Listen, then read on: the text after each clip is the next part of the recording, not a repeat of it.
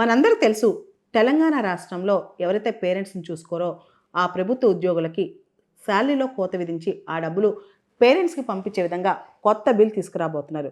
దానికి సంబంధించి మనం శ్రవణ కుమారుని కథ తెలుసుకోవాలి. పురాణాల్లో మాతృ పితృ భక్తికి సంబంధించి శ్రవణ కుమారుడి కథ చాలా పాపులర్ అనమాట.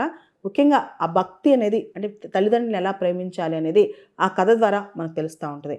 చూపులేని తన వృద్ధ తల్లిదండ్రుల కోసం శ్రవణ కుమారుడు ఒక కావిడి బొట్టులో వాళ్ళని తీసుకుని తన భుజాలపై మోస్తూ పుణ్యక్షేత్రాలకు తీసుకెళ్తా ఉంటాడు. అన్ని పుణ్యక్షేత్రాలను చూపించడానికి. ఒక రోజున సరయూ నది తీరంలో తల్లిదండ్రులు దప్పిక తీర్చడానికి శ్రవణుడు నీళ్లు ముంచుతుండగా ఆ శబ్దం విని ఏదో క్రూర మృగం వచ్చేసిందని చెప్పి దశరథ మహారాజు బాణాన్ని వదులుతాడు. ఏదైతే శబ్దభేది బాణం ఉందో దాన్ని వదులుతాడనమాట. ఆ బాణం తగిలిన శ్రవణుడు అక్కడికక్కడే మరణిస్తాడు.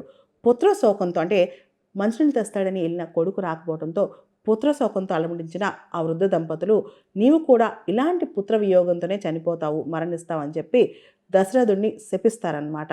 తల్లిదండ్రులను ప్రేమించడంలో శ్రవణ కుమారుడి కథ అనేది చాలా గ్లేరింగ్ ఎగ్జాంపుల్ అని చెప్పుకోవచ్చు. అంటే తల్లిదండ్రులు ప్రేమించడానికి మనకు ఎలాంటి కండిషన్స్, నిబంధనలు అవసరం లేదు. అన్‌కండిషనల్‌గా మనం ప్రేమిస్తూనే ఉంటాం.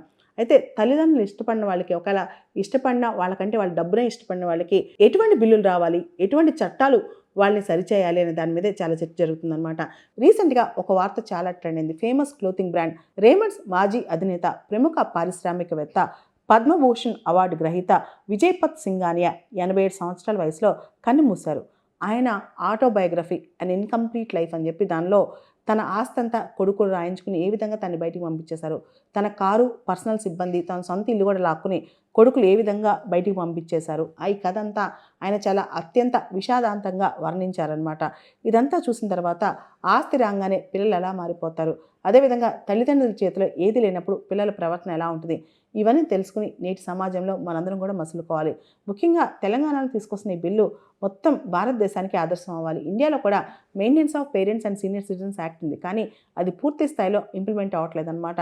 మెయిన్‌గా తల్లిదండ్రులు ఇచ్చిన ఆస్తులను లాక్కుని వాళ్ళని పట్టించుకోవడం మానేస్తారు నేటి తరం పిల్లలు. వాళ్ళందరికీ కూడా ఈ బిల్లు తెలంగాణ ప్రభుత్వం ఏదైతే తల్లిదండ్రులను చూడాలని చెప్తున్న ఈ బిల్లు ఉందో ఆ బిల్ అనేది ఒక డిటరెన్స్‌గా మారుతుందని ఆశిద్దాం.